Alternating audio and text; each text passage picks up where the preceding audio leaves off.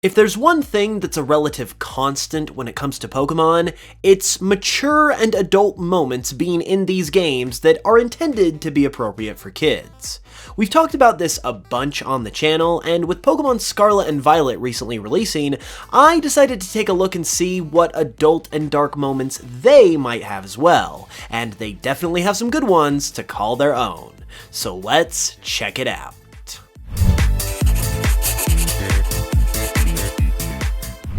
Okay, so let's begin with one that isn't exactly shy about letting you know what it's implying, even though it's trying to be.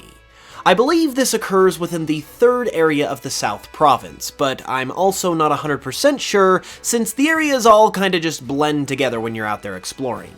But nevertheless, within Scarlet and Violet's overworld, you can come across an office worker who seems to be looking for someone. When you approach him for a battle, he says, "Are you the client? Did you manage to bring the, sample I contacted you about?" And then, after you beat him in battle, he wants you to get out of there before anyone sees. So, this guy is clearly looking for something, but it's not Pokémon if you know what I mean. Actually, he does go on to say that the person he was supposed to meet was actually just gonna show him some cute Pokémon. But I mean, I think the writing is clearly on the wall as to what this guy is really after.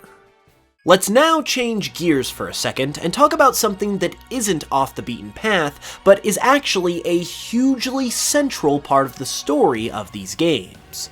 In particular, that would be the Sada/Turo and Arvin storyline. Now, this plot has got to be one of the most mature and well-executed storylines that we have ever seen in Pokémon, and it only gets darker the more you find out about it. If you need a refresher, and spoiler warning I guess if you're still not wanting to hear about spoilers, but in a nutshell, Arvin has a troubled relationship with his parents, Professors Sada and Turo. They basically have abandoned him in favor of their research, and after making a more permanent home in Area Zero, have stopped contacting Arvin altogether. However, what he doesn't know is that his mom and dad are actually dead. And not only are they dead, but they were killed mercilessly by a rampaging Koraidon and Miraidon, which is why they stopped contacting Arvin, and why he thought that he had been abandoned. Now, this obviously isn't really explicit like a lot of the other entries from these types of videos, but at the same time, this is some heavy stuff. At the very least, you certainly don't expect to have this kind of heavy storytelling in Pokémon, but boy oh boy am I glad that it's there. Additionally, while Arvin wasn't abandoned by Sada and Turo, it seems to be the case that he was abandoned by his other parent. Once you get into Area Zero, you will come across various journals within the research stations that detail Sada and Turo's experience in the area as well as their research. Once you get deeper into the area, the journals start to detail Arvin's birth, and that the professors are expecting. But then, suddenly, you get an entry that says this: "I need more people, more time. That man walked out not long after the boy was born." This is what it says in Pokemon Scarlet if you're reading Sada's journal entries, but in Turo's entries in Pokemon Violet, it says that woman walked out not long after the boy was born. This is basically implying that Arvin's other parent walked out on him and Sada/Turo once he was born, seemingly not wanting to deal with the responsibility of having a child. And if this storyline wasn't heavy enough already, this slightly more hidden detail about it definitely makes it all the more somber and mature. Some people have also speculated that the woman/man that are implied to be Arvin's other parent are actually Sada and Turo themselves, meaning Turo is Arvin's dad who walked out in Scarlet, and vice versa, which definitely makes the entire storyline all the more interesting if true. Moving along, our next entry returns to the more scandalous category, and has to do with the school nurse at the academy, Miriam. Now, Miriam is one of a number of faculty at the Academy who you can progressively form a closer bond with. But little did we know that she would actually take that closer bond pretty seriously, as she's actually pretty flirtatious with you during a short segment of the game. Upon finding her in the main entrance hall of the Academy, Miriam will tell you that she's been studying to become the health teacher at the school, but then goes on to say, while twirling her earring I might add, and we all know what that means, "Just so you know, it's totally not because I'm inspired by a certain somebody working hard at their treasure hunt, okay? Well, maybe I am just a little bit, so, you know, thanks. Yeah, hee hee." Dang, she even gave us the hee hee at the end. Miriam, you thirsty. Now, nothing about this is bad at all, because there's nothing wrong with a little flirting, but I found it kind of odd while playing that it's coming from the school nurse and is directed at you, the player, who is like 10 or 12 years old.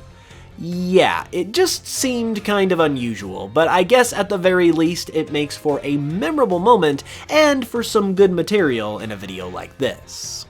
Now, we've covered some pretty interesting stuff so far, but it wouldn't be a dark mature moments video without taking a look at the darkest thing in the entire games, the Pokédex.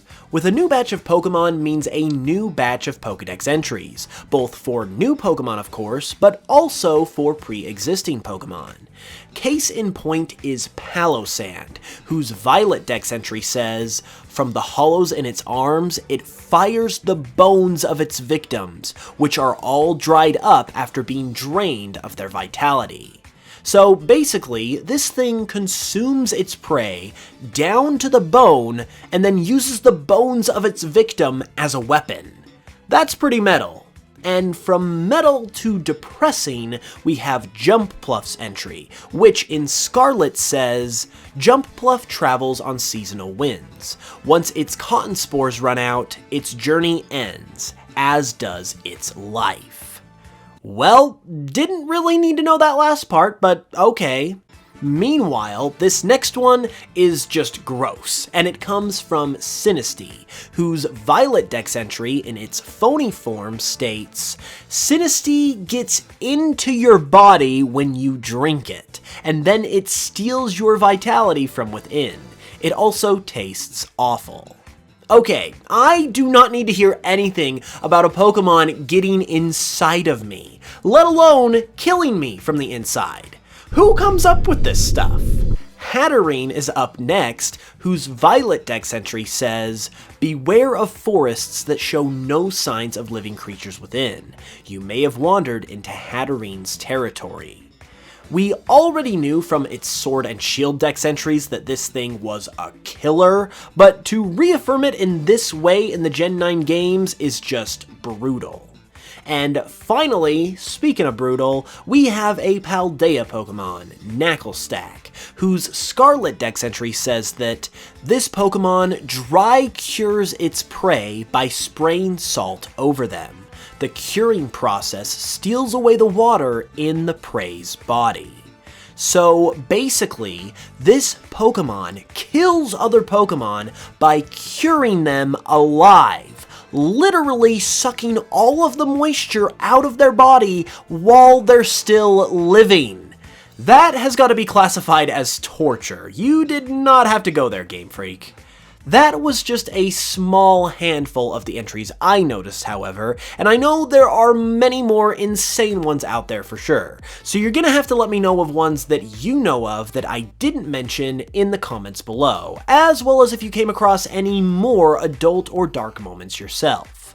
Be sure to leave the video a like as well if you enjoyed it, subscribe for more if you're new, and with that said, I will be back with another video very soon. Until then, as always, thanks so much for watching this one, and I will smell you guys later.